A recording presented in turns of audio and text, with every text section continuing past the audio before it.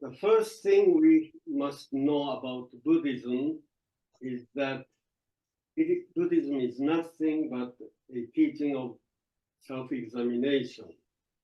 And the goal of self-examination is self-realization, realization of the true self. I believe self-examination is one of the most difficult, not only the most important thing, but also the most difficult thing in our lives. And there are many Buddhist teachers in this world, but I believe that Shinran Shonin is one of the few teachers who thoroughly examine the self.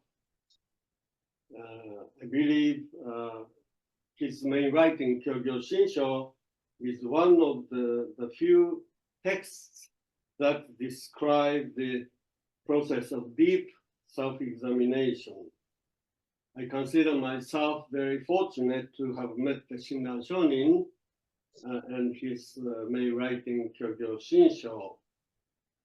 And I said that self-examination is very difficult to do.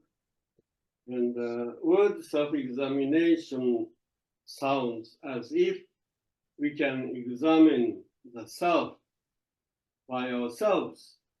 But the fact is that we cannot do so by ourselves. It is only by listening to the words of our teachers that we can examine the self. As we cannot see our own faces by ourselves, we cannot see our faces with our own eyes. We cannot see the self by ourselves. To see our faces, we must have a mirror. And the Dharma, or the words of our teachers are like a mirror. Only the Dharma and the words of our teachers can make us understand the self. Listening to their words is the only way we can examine the self. We are going to study the second volume of the larger sutra. So let me say a few words about the relationship between Shinran Shonin and the larger sutra. The Shinran Shonin considered the larger sutra the most important sutra in all Buddhist literature. And he systematized his teaching on the basis of the larger sutra. He famously said, to reveal the true and real teaching, it is the larger sutra of the Buddha of immeasurable life. We say larger sutra, but the full title of the sutra is Larger Sutra of the Buddha of Immeasurable Life. Traditionally, in the Pure Land tradition, Pure Land masters usually regarded three sutras, the most important ones: Larger Sutra, Contemplation Sutra, and Amida Sutra. They consider these sutras are equally important, but Shinran was uniquely different from them. He considered Larger Sutra was the most important sutra, and he considered the other two sutras, Contemplation Sutra and Amida Sutra, the sutras of expediency. Sutras of expediency means those two sutras are designed to guide people to the larger sutra. That is the ultimate sutra. That's how he taught. I mentioned this Shinran's main work, Kyogyo Shinsho, and I believe his main work, Kyogyo Shinsho, was his commentary on the larger sutra. I believe it is like commentary on the larger sutra, or I often think Kyogyo Shinsho was a kind of study notebook of the larger sutra. He devoted his entire life to studying the larger sutra. So while he was studying, he wrote notes and he collected passages and so he was studying larger sutra. In the process, he was collecting all the passages and kind of classifying and compiling them into a book.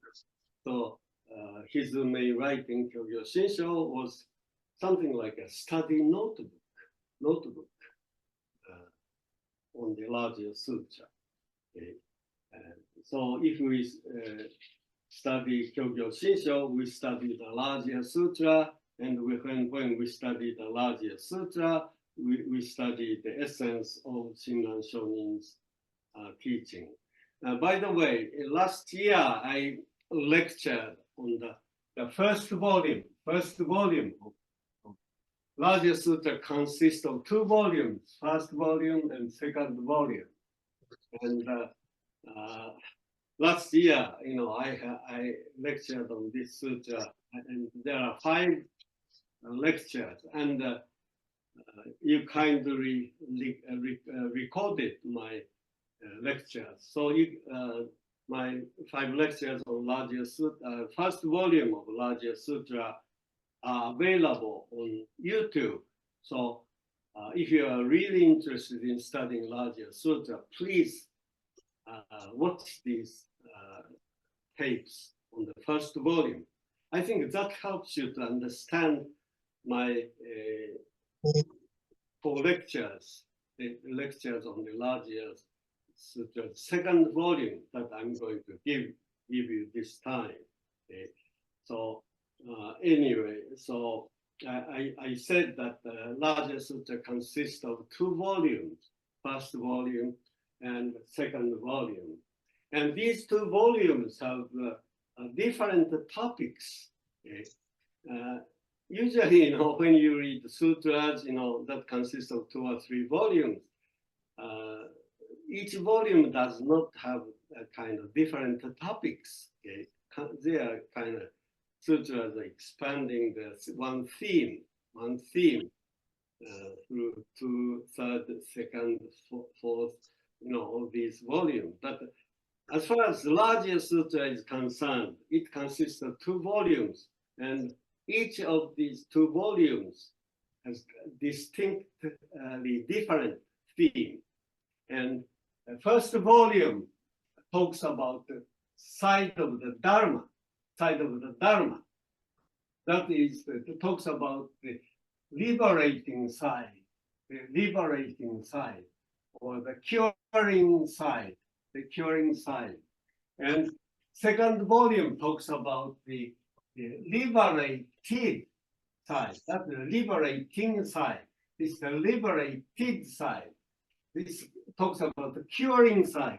This talks about cured side. That is the patient side.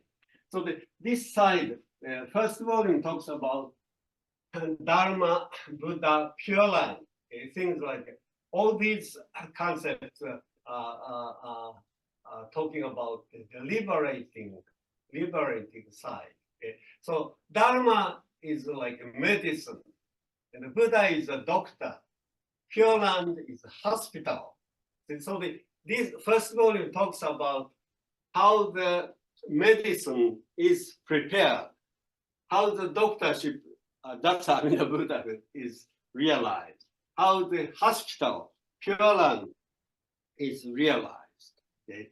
So this side talks about, last year I talked about how the liberating side was realized. Okay? So this time I'm going to talk about the second volume that talks about the side of the people, okay? People or the patient who are the recipient of this curing power that the first volume talked about.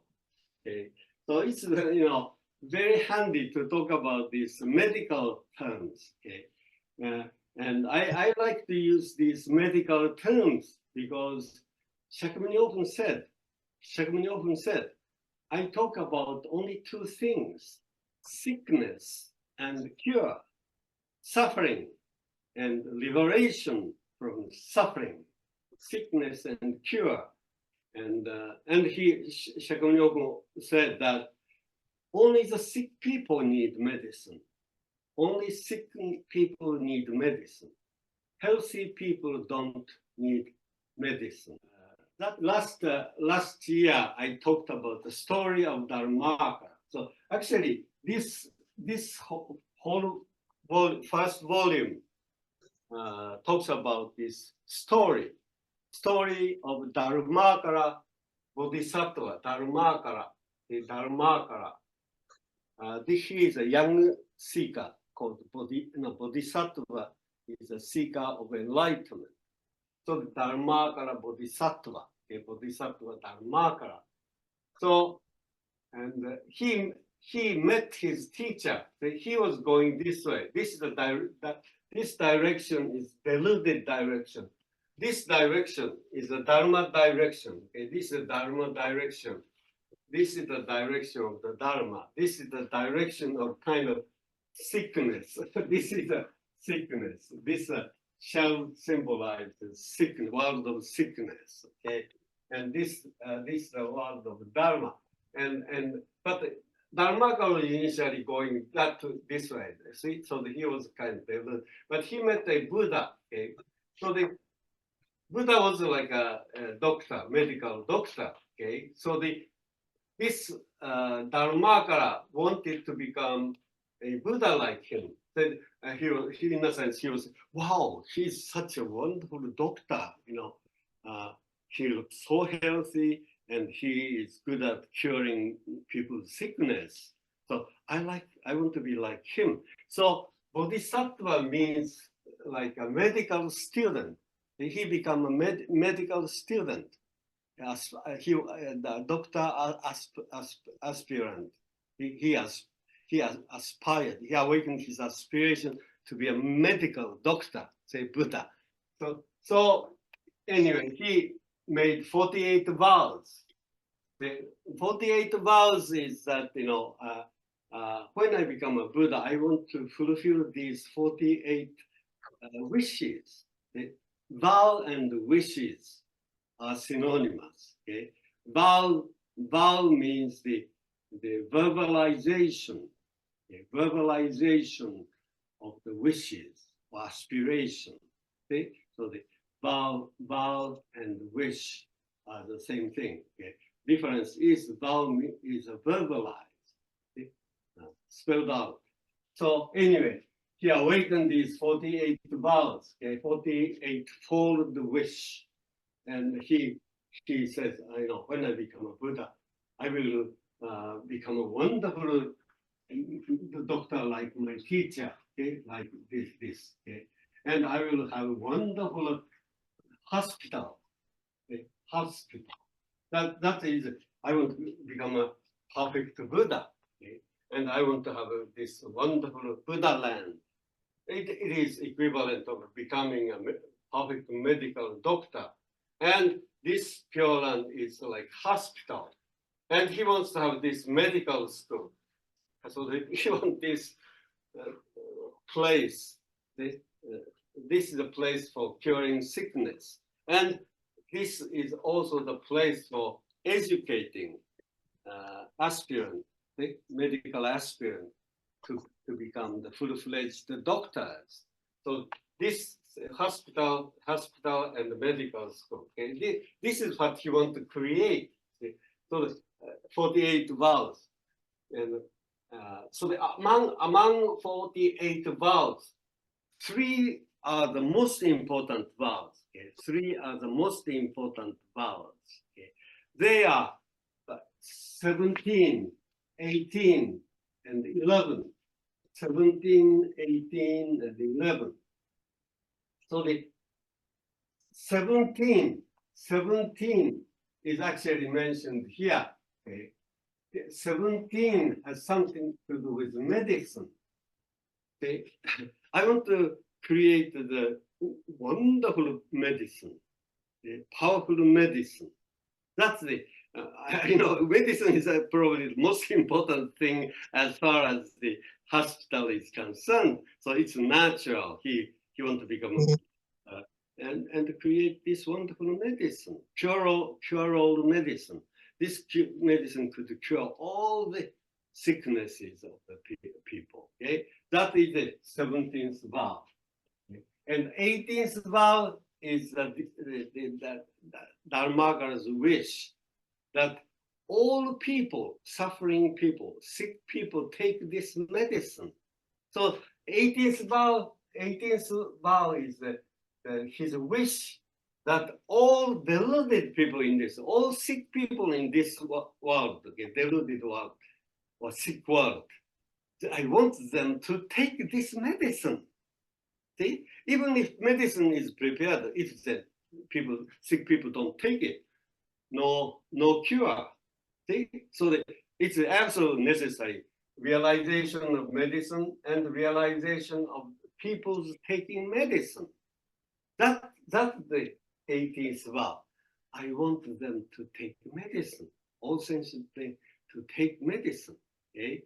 So the 17th vow is the vow, okay, or wish Dharmaka wants to perform or realize by himself. So this side, as I said, medicine is this side, but 18th vow is his desire for people on this side. Okay, this side, because this side has something to do with us people, okay, deluded people, sick people, ignorant people, okay, and this is the curing party, okay. So for this side, medicine is the most important, and 11th vow is that when these people take medicine, then these people get completely recovery. See? So these three things, medicine, taking medicine, and complete recovery. That's the 11th vow. Okay? So these three are the most important vows, see? 17, 18, 11. Shinran can call them the three primal vows. Shinran called it three primal vows, or three selected vows. Okay. And in Jodoshu tradition, okay, another Nembutsu tradition, Honen Shonin said, 18th vow alone is the primal vow or the selected vow. That's the Jodoshu teaching. Okay? As far as Shinran's teaching, Jodo Shinshu is concerned, there are three primal vows or three selected vows, plural. Okay? This is very important. So some Jodo Shinshu teachers say, oh, Shinran talked about the 18th vow, exclusive importance of 18th vow. That's wrong. That's not Shinran's teaching. Okay, that's Honen's teaching. Honen Shonin, Shinran, as far as Shinran is concerned, at least three. Okay? At least three vows. Shinran called the three primal vows. So, that makes sense, medicine, taking medicine, and complete recovery. That's what Shakyamuni said. I did talk about only two things, sickness and cure. See? Suffering and liberation from suffering. That's what Shakyamuni said, and Shinran is following this main basic teaching of Shakyamuni. So I don't see any difference between Shakyamuni's teaching and Shinran's teaching. Just talking about two things.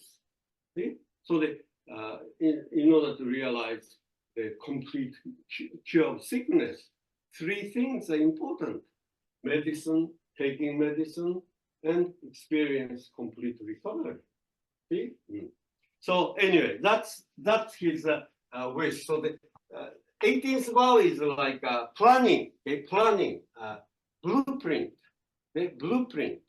So he made vows at the starting point. Okay, if when I become Buddha, such and such aspiration will be realized. See, these are all set at the start of his practice. Okay, then main practice. See, this he must turn around his direction, just like here. See, this turn around, and this is a Buddhahood he wanted to realize, like teacher. Okay, so he has to turn around like this, and so this is a practice. This is the main practice. Okay, larger Sutra talks about the details of Dharmaka's practices, okay, Bodhisattva practices. So these are the practice or practices to realize vows. Okay, so he engaged in practice for a long, long time, and main thing he wanted to perfect here. Okay, perfect is the wisdom and compassion. Wisdom and compassion. That's what the 12 and the 13 means. As this is the vow about realizing limitless wisdom. And this 13 is his aspiration or vow to realize compassion. So I have this boat. This boat symbolizes this realization. They're getting bigger and bigger. This means this side is wisdom. This side is compassion. The more practice he has, more wisdom and compassion being perfected here. Okay? So this is the problem. So when he become a Buddha, he become a Buddha of limitless light, limitless life, limitless wisdom, limitless compassion. So it's very important, okay, important that what the Bodhisattva perfected is wisdom and compassion, and that's become his name, Amitabha, Amitayus.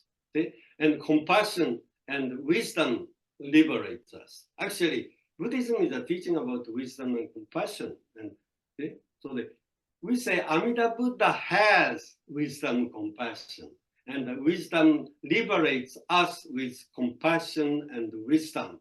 But that's not an accurate way of saying it, because Amida is not a real person, not a historical person, and not a real person like a Christian God. Okay? Amida is literally symbol. Okay? Symbol that doesn't have any realities. It is a symbolizes something. What does Amida symbolize? What does Amida symbolize? Wisdom and compassion. See? So it's accurate to say in Buddhism, wisdom and compassion liberates. It's not accurate to say Amida saves us. Okay? Amida is a symbol for wisdom and compassion. So in actuality, that which liberates us is wisdom and compassion. It's very important, okay? Forget about this personal image about Amida Buddha. Okay? If you think you are attached to this personal image or personal qualities of Amida Buddhahood, you could make a Buddhist God, Buddhist savior. There's no God in Buddhism, no savior. Okay? No savior no person saves us in Buddhism. Okay? So please remember, Amida is a literally symbol, fictional character, symbolizing wisdom and compassion. So it's more accurate to say wisdom and compassion liberate us rather than say Amida liberates us. Okay? In order to emphasize exclusive importance of wisdom and compassion, fictional character by the name of Amida is created and used. Okay? In order just to emphasize the importance of wisdom. Wisdom liberates us. So when the ancient Indians heard the word Amitabha, see, Amitabha liberates us. Ancient Indians understood Amitabha meant limitless wisdom, Buddha's wisdom. So nobody thought person liberates us or savior saves us in ancient time because they understood the meaning of it. Amitabha. Oh, that's right, Amitabha. Wisdom, limited light is wisdom. Liberate, in Buddhism, wisdom liberates. So, in order to show the importance of wisdom, symbol, fictional character was used, okay? So I call it efficacy, the medical efficacy is wisdom and compassion. Okay? Wisdom and compassion. These two are the contents of wisdom and compassion are the contents of the medicine. Okay? Medicine. So the medicine is like a capsule. Okay? It's one tablet capsule. Okay? Capsule. Content, efficacy. Okay? Efficient, something efficient in this capsule is wisdom and compassion. Okay? That liberates us. And that he wanted to be actualized here. And this is a historical context. It's a fictional context. Okay? This is a story. This is a story talking about the principle, basic principle, how humans can be liberated. Okay? This is a mythological story, a fictional story, talking about the kind of primordial basis, the primordial basis, explaining how humans can be liberated. It's something like this, myth or fictional character has to explain it. See? So this is something behind this historical context. Okay? So anyway, so the first volume talks about this how this medicine is prepared. And another important here is these 12 and 13. This is the most important, wisdom, compassion. So he wanted this Dharmakara Amida Buddha wanted this actualized in the historical context. In the historical context, okay, it's a story, but explain the basis, the primordial basis of the history. Okay, so the 17th vow. Okay? 17th vow means that Dharmakara wanted this to be actualized in historical context. That means 17th vow. 17th vow, in the 17th vow, here, Dharmakara says, when I become a Buddha, I want many historical Buddhas appearing in history, like Shakyamuni Buddha. And all these historical Buddhas are words, like Namamida Butsu. Okay? And the words that these historical teachers like Shakyamuni has is Namamida Butsu. It's one phrase. So the Dharmakara desire to have this medicine is the simplest medicine. See, one phrase, Namamida Butsu. I want this Namamida Butsu actualized, see, in history. So I want Shakyamuni, people like Shakyamuni appearing in history. And he say this Namamida Butsu to people. And when these people listen to this Namamida Butsu being said, they could be immediately liberated by it.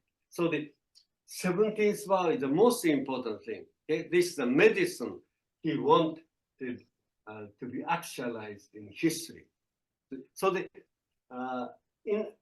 is something like this. Okay, and this is a medical school, wonderful medical school. So what Dharmakara or Amida Buddha wanted was that historical people being born into this medical school, initially deluded, but they are born into this. Then they became full-fledged Buddhas and returned to this reality. And like Shakyamuni, okay? How did Shakyamuni become Buddha? See? So this story is explaining this kind of medical school. Shakyamuni was born into this medical school, and he learned this wisdom and compassion, and he became kind of graduate. Shakyamuni is a graduate of this So there are many graduates of this medical school.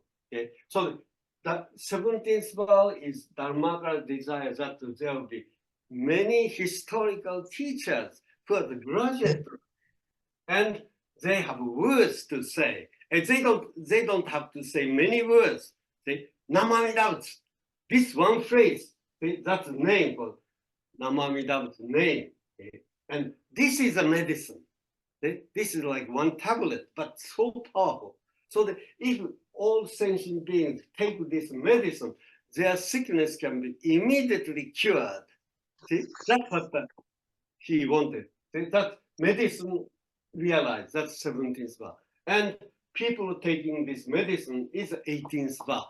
So these two, okay? So the medicine, taking medicine, okay? And this is the word, and hearing the word.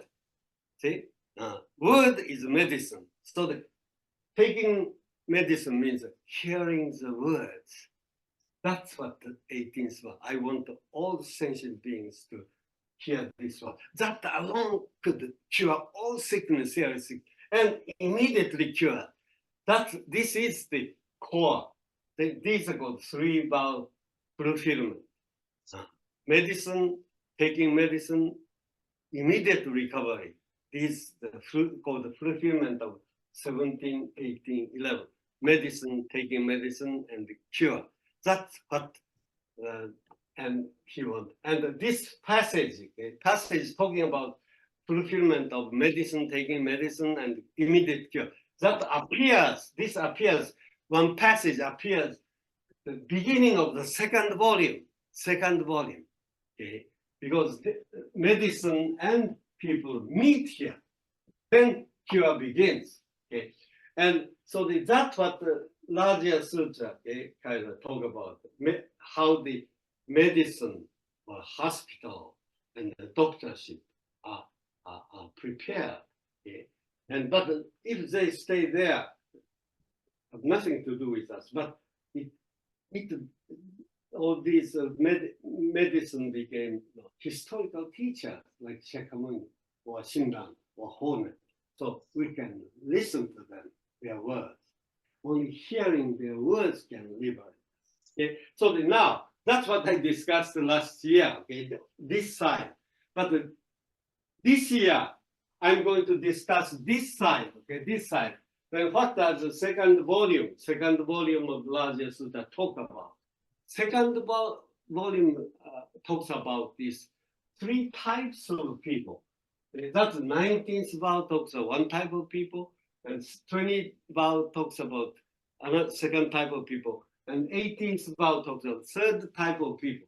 So basically, this second volume or Larger Sutra, three types of people or three types of practitioners or three types of patients. Okay. And so if all these people know their sickness, they would take this medicine. If you're desperate, seriously sick and desperately seeking for cure, if you cure all medicine is offered, you take it immediately if you have awareness that you're seriously sick. But see, as far as this side is concerned, our people's side are concerned, people are not necessarily aware of their sickness, how sick they are. Some of them think, I'm perfectly healthy. I don't need any medicine. See? So here, there are three types of people. Okay, so the 19th one, first one, second one, 20th. And these three vows talk about three types of people.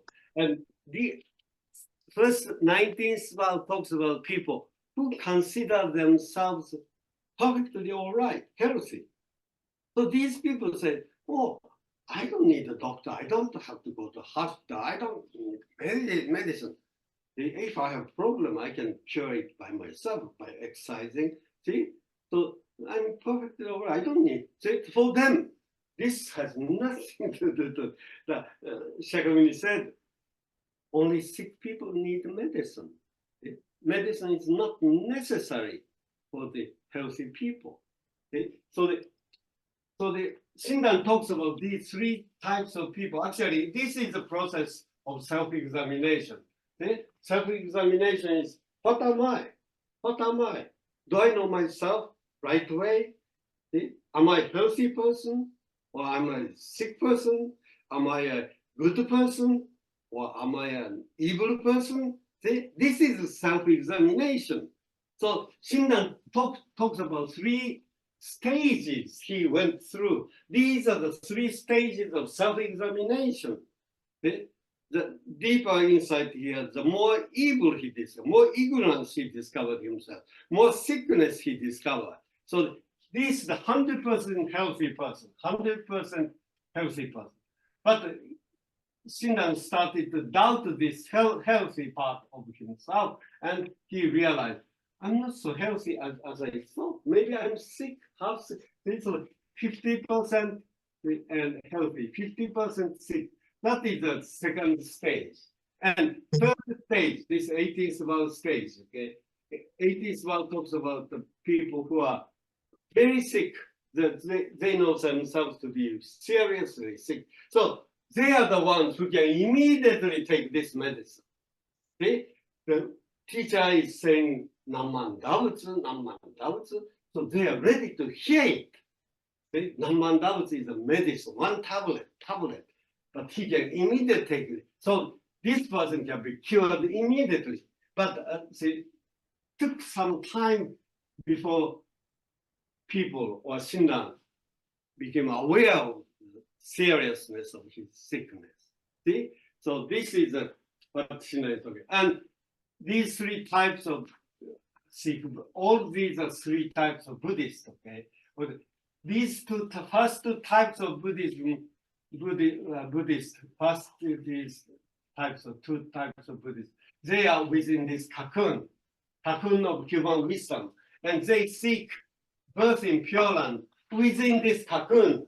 So their birth is called, Shinran called this provisional birth.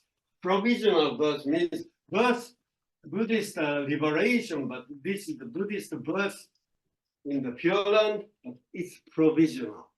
It is not real. It's not a true birth. Okay? But these people, third type of people, is a Shinjin person. He attains this is a true birth. So the larger sutra, second volume talks about two types of birth. Okay? Two types of birth. That's what we are going to study, okay? In the, for lectures, including today's one. Okay? So anyway, as I said, the larger sutra has kind of two volumes, and actually each volume has division of labor. The division of labor. This curing party, but this is cured party.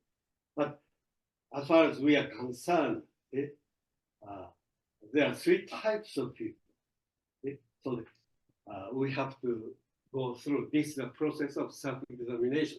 At the outset of my talk, I said, Buddhism is self-examination. So the second volume talks about the issue of self-examination. Question is, what am I? Do I know myself?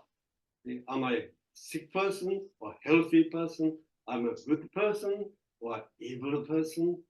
So the Shinran says we have to go through, all of us have to go through this awareness, being a healthy person, to becoming aware of our sickness. Then we take medicine. That's what Shinran teaches us.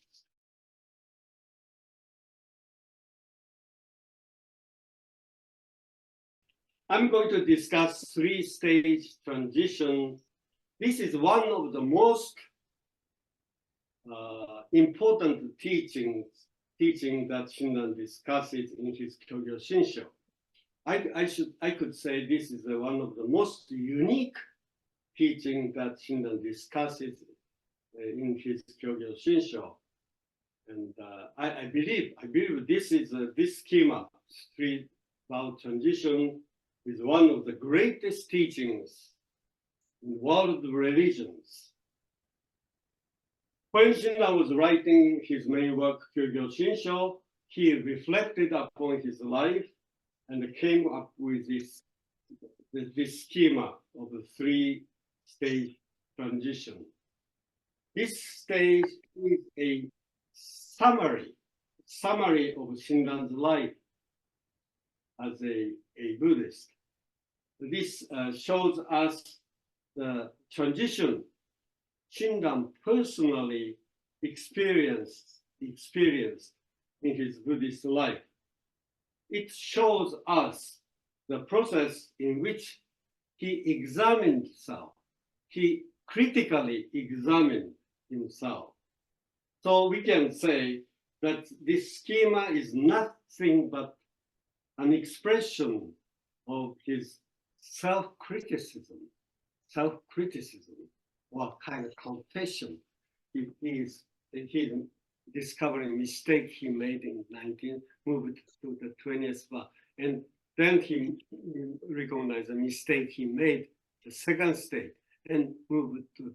So this schema is kind of the expression of self-criticism or kind of confession.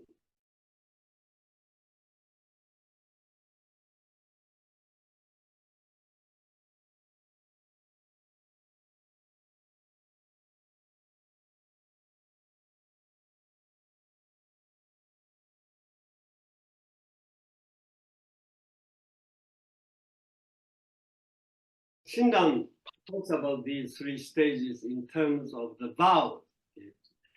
Out of 48 vows, he picks up 3 vows, 19, 20, and 18. And he believed these 3 vows talk about the 3 types of people. First stage is called the 19th vow stage. The second stage, 20th vow stage. And the third stage, 18th vow stage. And he called the first two stages, provisional stage.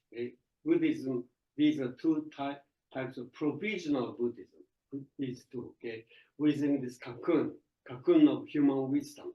And the third stage is a stage in which he moved away from this, liberated from this cocoon. So this is Shinran called Kinshu, true Buddhism. True Buddhism. Before Shinran Shonin, the Pure Land masters talked only about 2 stages. If you've been studying Pure Land Buddhism, you are taught Honen, Zendo, these Pure Land teachers taught 2 stages, like path of sages and Pure Land path. But Shinran talks about 3 stages. That's why I said this is a very unique teaching. Shinran is very different from other masters. Other masters talk about non-Pure Land teaching and Pure Land teaching, only 2 teachings. Or 19th vow and 18th. They didn't talk about this. The middle stage, 20th vow. Even Honen Shonin didn't say anything about 20th vow. Honen Shonin talked about 19th vow stage and 18th vow stage. So, but Shinran talks about many things about these 3 stages. And if you study this 3 stages transition, you understand everything of Jodo Shinshu. Shinran, all of Shinran's teachings are contained in his discussion of these 3 stages. But particularly, the most important point is that this schema talks about 3 types of people. 3 types of people. Shinran moved from this type to second to that. So that's how he examined himself. And I call this stage, these people, the ethical people, stage of ethical Buddhism. Second is the second stage, the religious stage, or stage of dualistic faith. third stage, the stage of becoming ordinary persons, neither ethical nor religious, just ordinary people.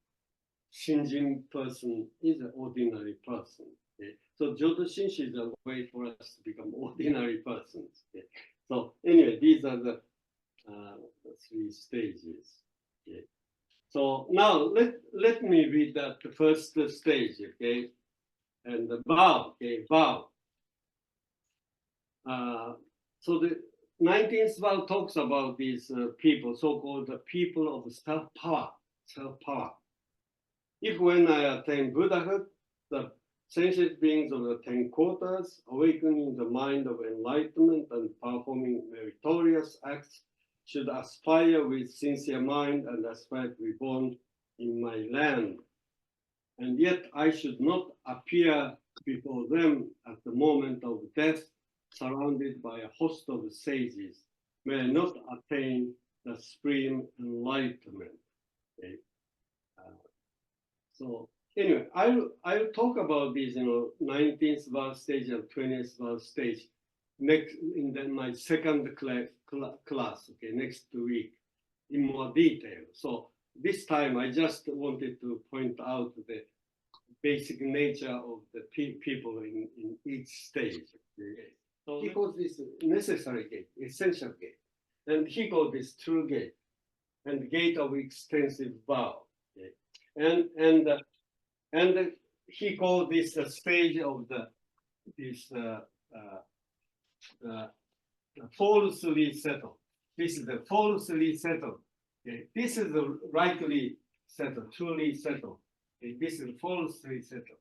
But these people in the middle are kind of ambivalent, okay, unsettled. This could go back this way or could go this way. So this stage is called unsettled, the unsettled people. But this is, Shinjin person is a truly settled, okay? So that's how he is. And he talks about 3 sutras as a basis of each stage. Okay? This is a contemplation sutra, and this is Amida Sutra. This is a larger sutra. Okay? I talk about this later, so you don't have to remember these things. Okay? So he has, he classified these people into 3 types of people, 3 types of sutras, and 3 types of birth in Pure Land. Okay? And differences here is that this many practices, this on Mount here, he was practicing many practices here. As we read in the vow, okay, these practitioners take up all kinds of practices. Okay?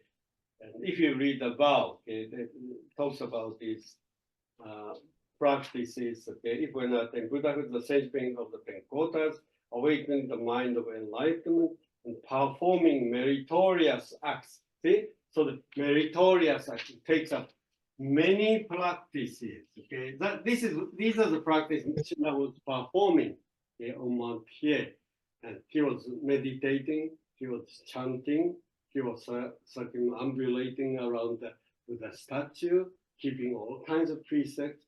See, but he came to the conclusion that he couldn't eliminate any one of the passions. So that he became a failure. This was the mountain he was climbing, and he thought he had some pure mind here, and he wanted to eliminate these evil passions and become a Buddha with this purity. Okay, he thought he could. But this is okay. This is a dualistic human cocoon of human wisdom. Human wisdom. Yeah, human wisdom means that you hate this minus, and you love this plus. Like human wisdom means plus and minus, okay? And good and evil, right and wrong. This is the pure and impure. So everything divided the pluses, minuses and minuses. And you may find meaning only here, and you reject this. You reject this. So this is the practice. You eliminate this minus quality, and you want to enhance yourself by accumulating these pluses, purity. So this is a practice designed to. But he found himself as a total failure. He fell down this way. Okay. And second stage, now he became totally disappointed. I cannot eliminate even one of these passions. Okay. I'm totally helpless. Okay. Nobody can help me. No practices can purify me. I'm total disaster, failure. And he was totally disappointed. Then he moved to the second stage. Okay. This is the stage in which he met his teacher, Honen, when he was 29. This Buddhism, second Buddhism started when he met his teacher. Okay. So this vow, 20th vow, talks about Shinran, when he was became a total failure from the first stage. Okay. So this vow says, if when I attain Buddhahood, the sentient beings of the 10 quarters, on hearing my name, should place their thoughts on my land, cultivate the root of all virtues, says the name, and direct their merits with a sincere mind, desiring to be born in my land, and yet not ultimately attain it, may I not attain the supreme enlightenment. So this stage means, okay, actually this vow talks about Shinran when he became a failure, okay, failure from this traditional Buddhism. And here, Shinran found himself as a total disaster. See, I cannot eliminate any one of these passions. Okay? So I'm total failure. Then he met his teacher, Honen. Okay? He met his teacher, Honen Shonin. And Honen Shonin told Shinran this way. Shinran, you look quite depressed. You say you have failed in all the practices of Mount here. You have become failure from there. And you say you're totally helpless. You cannot be saved at all. But no, look at me. Honen says, no, look at me. I did the same practice of Mount here many years, and I saw myself as a failure, just like you. But I found another way of being liberated. And I encountered the way of Nembutsu. My teacher, Zendo, told me if I chant Namandavutsu alone, I could be saved. I could be born in Pure Land after death. So Shinran, don't worry. Don't consider yourself total failure. There's another way. Amida Buddha is a gracious, compassionate Buddha, and he knows that there are people like you, total failures in tradition. So Amida Buddha specifically prepared the Nembutsu practices for people like you. So if you receive Nembutsu and chant Namandavutsu, without fail, you will attain birth in Pure Land after death. So chant Namandavutsu. That's the teaching Honen Shonin taught Shinran. That's the second stage. So this vow, 20th vow says, on hearing my name, that hearing name, this means that Shinran Shonin met Honen Shonin, who was saying Namandavutsu, name and Namandavutsu saying. So Shinran Shonin heard the name, okay? And Shinran placed his thoughts on the Pure Land. Oh, I can be born in Pure Land by saying Namandavutsu. And so I have to cultivate the root of all. So I have to say the name repeatedly. So if I repeatedly chant Namandavutsu, I will be born in Pure Land without fail. That's the second teaching. Okay? So this is actually Jodoshu teaching. Okay? This is a Jodoshu teaching. And this is a Shinshu. Okay? Many people confuse these two traditions. Okay? You have to be very careful. Okay? Main difference between these two, Jodoshu and Shinshu, is that this is the tradition of chanting the name as a practice, chanting a name as a practice. But here, there's no chanting practice, no chanting practice.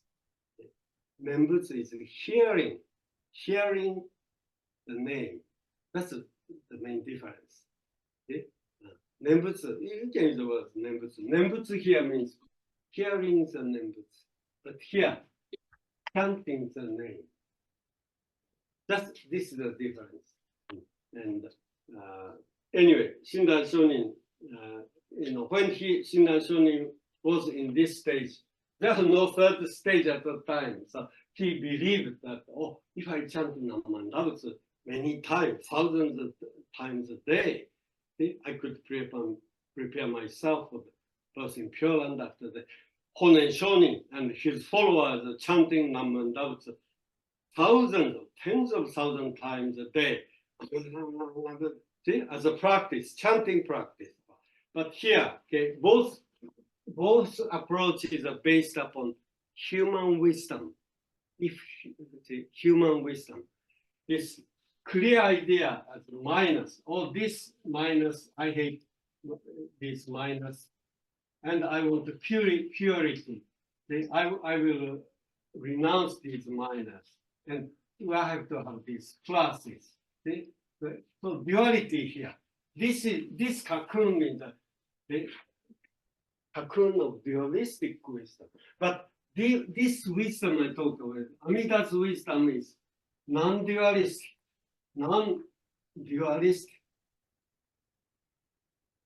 Okay? This non-dualistic wisdom, okay? This is what Amida symbolizes. This is the land is a wisdom land, okay? With land of non-dualistic wisdom. Non-dualistic wisdom means this wisdom enables us to appreciate both pluses and minuses, equally accept pluses and minuses. Not find meaning not only in pluses but also in minuses. Okay? This is a wisdom that Namandavutsu means. Namandavutsu means come to the Buddha's wisdom. This wisdom, this way. But here, this wisdom, human wisdom, always hating these minuses, no meaning whatsoever, no meaning in this blind fashion. Oh, this wonderful plus world is a place, pure land. That's where I should go. Leaving these minuses behind. The dualistic human wisdom. This is a humanly created Buddhism.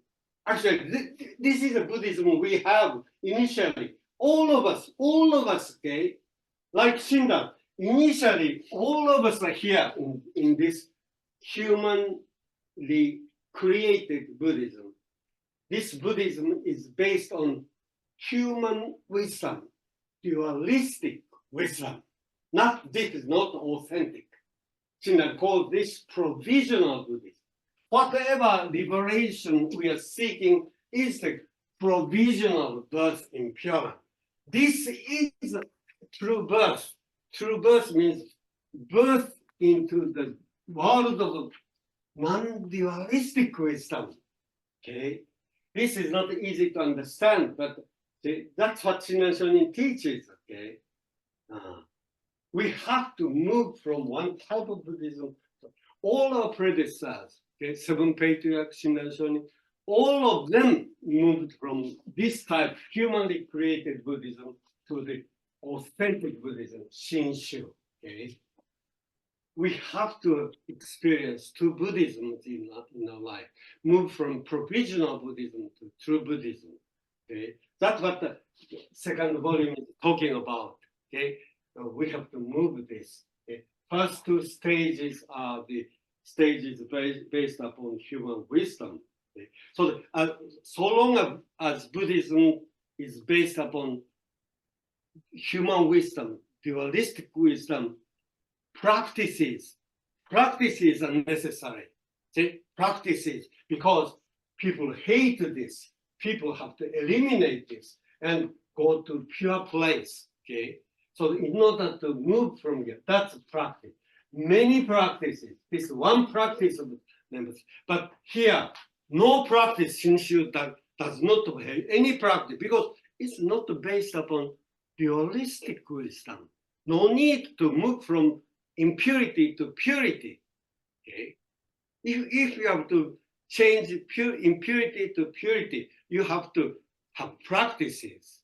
Okay, but this Buddhism is Shinshu is just hearing. So anyway, now I talked about the second stage. Okay, and many people are happy with this second stage. Okay, Jodoshu people even now chanting Namandavats as a practice. Saying it, say Namandavats. But Shinran Shonin, he examined himself. This Shinran's intense focus on the validity of what he was doing. Okay? He was a doubter. Shinran was a doubter. Okay, we have to doubt ourselves. Okay, it's sometimes not easy, but I think doubting the self is the beginning of true Buddhism. Without doubting ourselves, whatever we do, okay, initially all our Buddhism based upon the wrong premise. We are all cherishing human wisdom, common sense wisdom, and we are understanding Buddhism on the basis of common sense, dualistic thinking, plus and minus, hate minus it, love plus it. So long as Buddhism is based upon it, it's not authentic. Shinran called that Buddhism provisional Buddhism. Our liberation in that Buddhism, he calls provisional birth. We have to move from that to true Buddhism, true birth.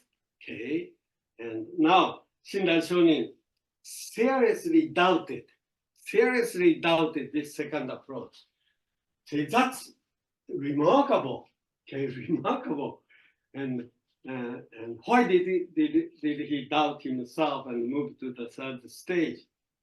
And he couldn't believe that saying the name, chanting could save him. He had doubt about it. The reason I want to discuss is the reason Shinran moved from the second to the third stage. And Shinran couldn't believe that chanting the name was a cause of liberation. So he started doubt the validity of this practice. And first stage is based upon contemplation sutra. Second stage was based upon the Amida Sutra. So far, all teachings are basically based on the contemplation sutra and Amida Sutra. So traditionally, Honen's teaching is believed to be based upon contemplation sutra. So Shinran Shonin wondered if the authentic Pure Land Buddhism is based upon the contemplation sutra. He doubted that.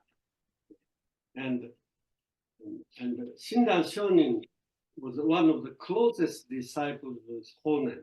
Okay? So Shinran Shonin asked Honen Shonin all kinds of questions, sure. And he received answers from his teacher. Those answers are the ones other people couldn't receive. So the Shinran could really dig deeper into the mind of Honen Shonin. And Shinran Shonin started to think this way. Okay? People say Honen Shonin's teaching is based upon the contemplation sutra, but I doubt that. Maybe largest sutra is a sutra of Honen Shonin. Honen Shonin's teaching must be based upon largest sutra. So that's how he thought, Shinran thought, and he started to read the larger sutra very carefully,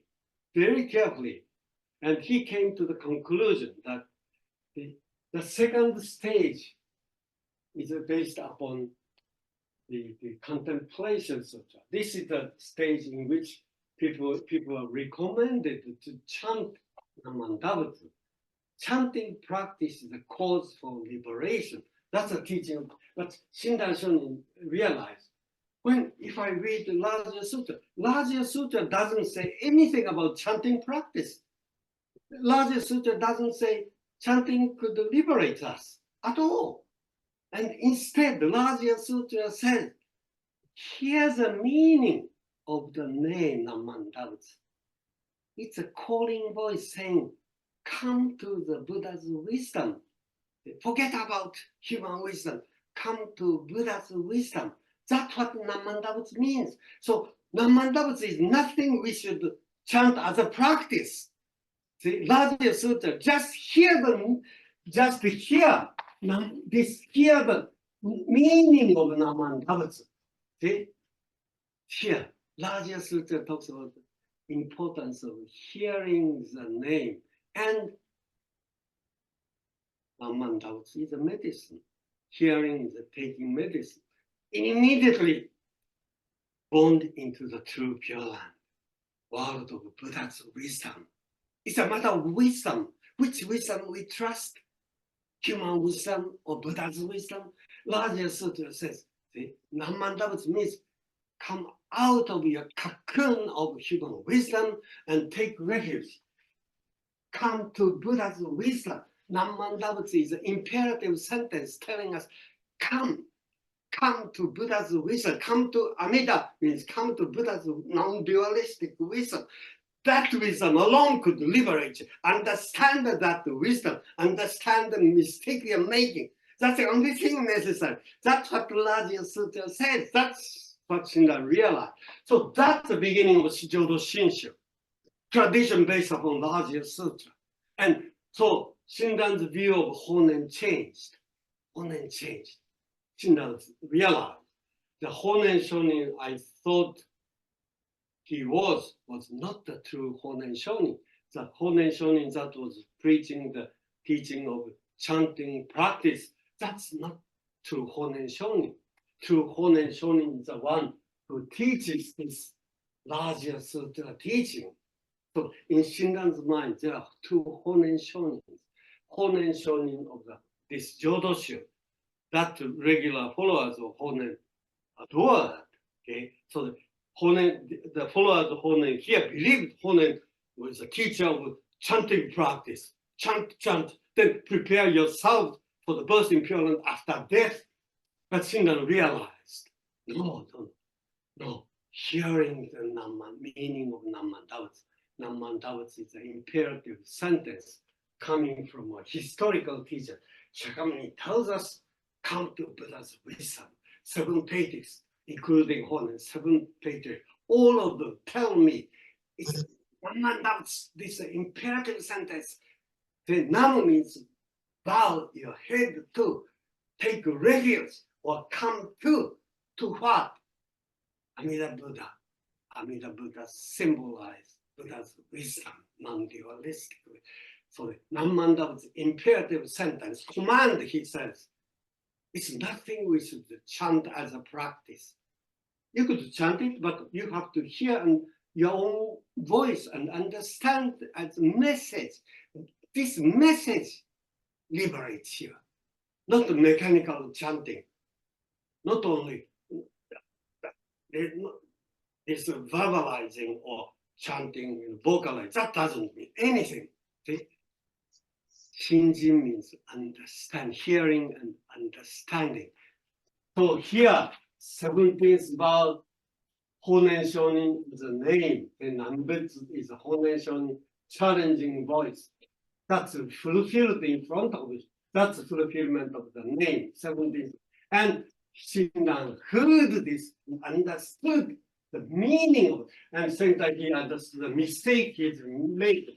See, this is a 17 and 8 medicine, taking medicine, Namandavatsu being heard This is everything in Jodo Shinshu. Nembutsu and Shinjin. Nembutsu belongs to this Dharma side. Shinjin belongs this side. Okay? Shinran finally recognized himself being this totally sick person who should just here. Practicing is not necessary. Okay? In order to have practice, you have to have faith in your healthy body and mind. Okay, healthy. My thinking is right. I know what is good and evil. I know what practice I should. See, this mentality, that mentality is self-power.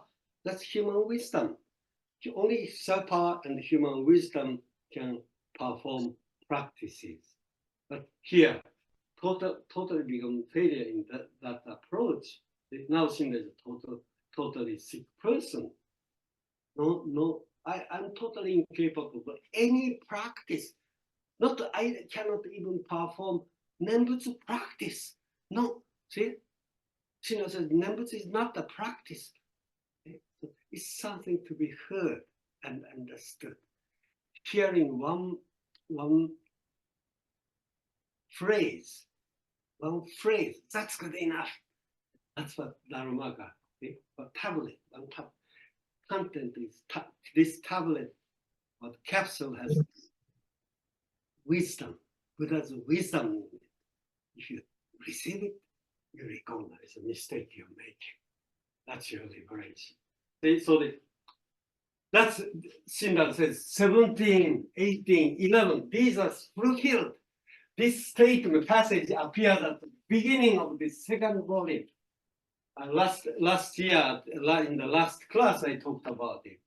And this morning, I talked a little bit about this too. And now, the passage, the following 9-line passage is the most important doctrinal basis of Shinran. This passage is found at the beginning of the second volume. Beginning of second volume, the largest. It talks about the fulfillment of 17, 18, 11. Medicine, taking medicine, and immediate recovery of health.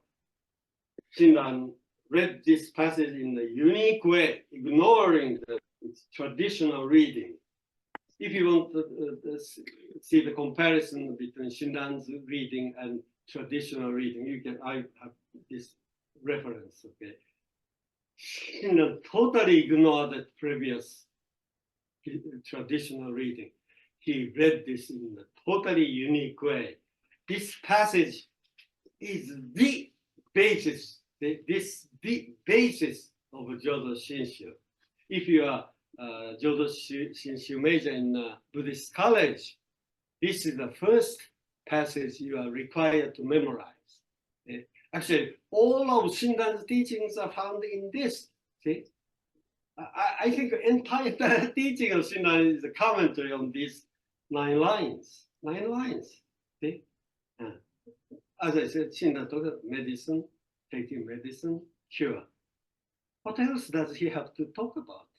See? This is everything. And this cure is presented here and now. See? Shinjin is birth in Pure Land here and now. See? See? Pure Land is a sphere of Buddha's wisdom.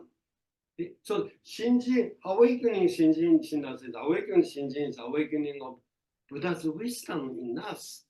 Shinjin is Buddha's wisdom.